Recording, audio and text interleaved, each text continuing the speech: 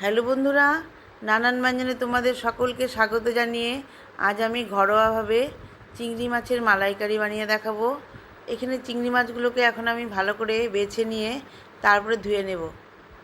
মাছগুলোকে ভালো করে বেছে তারপর ধুয়ে নিয়েছি। এখন এর মধ্যে আমি লবণ আর হলুদ আর অল্প সামান্য কাশ্মীরি লঙ্কার গুঁড়ো দিয়ে এখন মাখিয়ে রাখবো। কিছুক্ষণ মাখিয়ে রাখবো, ততক্ষণ আমি আবার মশলাগুলো রেডি করব। ততক্ষণ আমি মাছটাকে এইভাবে রেস্টে রেখে দেবো। এইভাবে মাখিয়ে রাখছি। এখন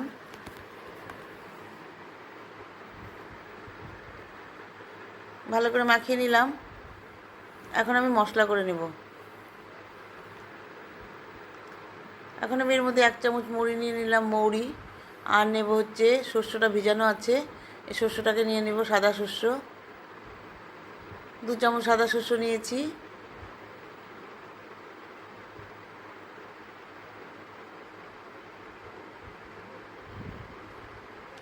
এখন এর মধ্যে দিয়ে দিব কয়েকটা কাজু বাদাম, দিয়ে এখন এটাকে পেস্ট করে নেব। পেস্ট করে নিয়ে এদিকে আমি কড়াই বসিয়ে দিয়েছি, এর মধ্যে তেল গরম হয়ে গেছে। এখন আমি এর মধ্যে মাছগুলোকে হালকা হালকা করে ভেজে নেব। কাছে দূরে বন্ধুরা, তোমরা যে যেখানে থাকো না কেন, প্লিজ একটু দেখলে কমেন্টস করবে। আমি নতুনই এসেছি, তাই আমার ঘরোয়াভাবে যে রান্নাগুলো হয় সেগুলোকে আমি দেখাচ্ছি। তোমাদের যদি ভালো লাগে অবশ্যই একটু কমেন্টস করবে, তাহলে আমাকে খুবই ভালো লাগবে, তোমাদের সঙ্গে পরিচয় হবে। এভাবে হালকা করে ভেজে ভেজে এখন উঠিয়ে নিচ্ছি।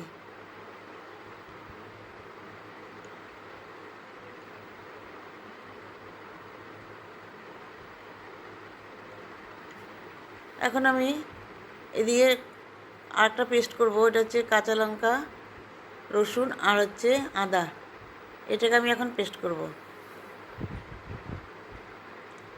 এখন কড়াইতে আমি আরেকটু তেল দিয়ে নিয়েছি। তেল দিয়ে এখন এখানে তেজপাতা আর গরম মশলা দিয়ে দিব, এলাচ, দারচিনি, লং দিয়ে একটা পেঁয়াজ কুচি করে নিয়ে রেখেছি, এটাকে এখন দিয়ে দেবো, দিয়ে হালকা করে ভেজে নেব।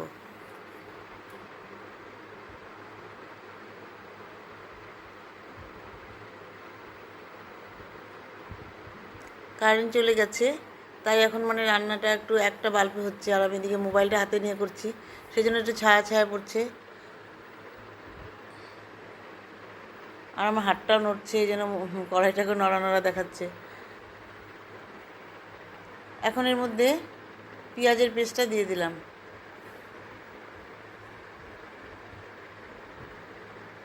আমি এখানে একটু কালো জিরাও ফোড়ন দিয়েছিলাম। এখন এর মধ্যে নারকেলের পেস্ট দিয়ে দিলাম।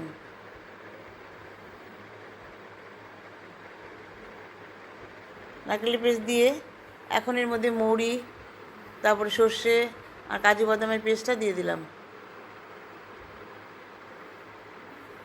দিয়ে এখন এখানে কাঁচা লঙ্কা, আদা আর রসুনের পেস্টটা দিয়ে দিলাম। দিয়ে ভালো করে মিশিয়ে নিচ্ছি। মিশিয়ে নিয়ে এখন এর মধ্যে টমেটো পেস্ট দিয়ে দেব।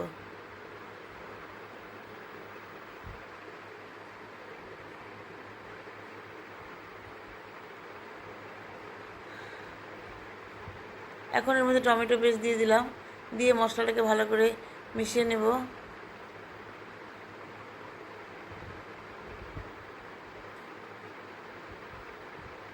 এখনও কারেন্ট আসেনি, কি বলবো, খুব অসুবিধা হচ্ছে। এখন এর মধ্যে লবণ আর হলুদ দিয়ে দিলাম।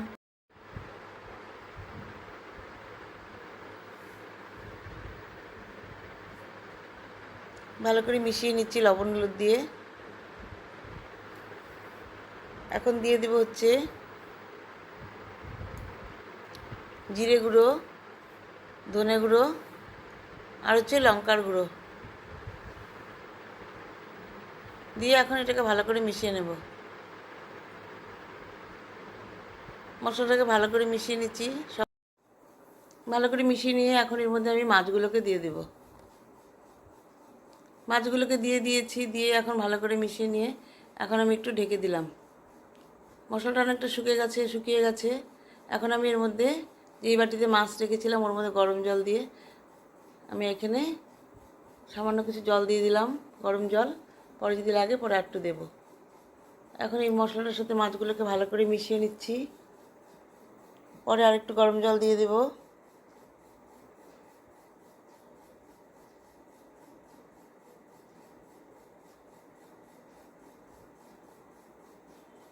তোমরা কিছু মনে করো না বন্ধুরা, আমার আজকে একটু দেরি হয়ে গেছে দেখে ওদিকে আর একটা রান্নার কড়াই বসে গেছে, ওই জন্য আমি আজকে দুই দিকে মানে দেখা যাচ্ছে, আমি আর ছোটো করতে পারছি না। এইভাবে আমার চিংড়ি মাছের মালাইকারিটা প্রায় হয়ে গেছে।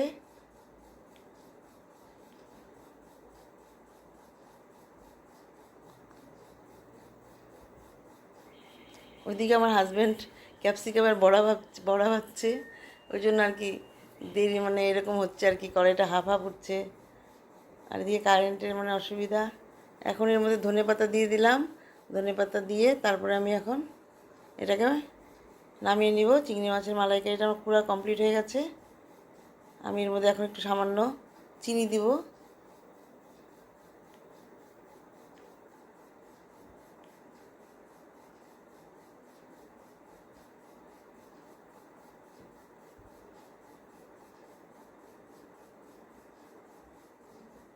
আর একটু কষিয়ে নিয়ে তারপর নামিয়ে নিব।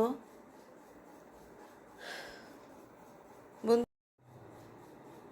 এইভাবে আমার মালাইকারিটা হয়ে গেল এবং আমি সবার শেষে এখানে একটু ঘি দিয়ে দেবো, দিয়ে আমার কমপ্লিট। বন্ধুরা, আমাকে ঘরোয়া রান্না যাই হোক, তোমরা একটু মানিয়ে নিও, আমার ওই পাশে আবার রান্না হচ্ছে একটা।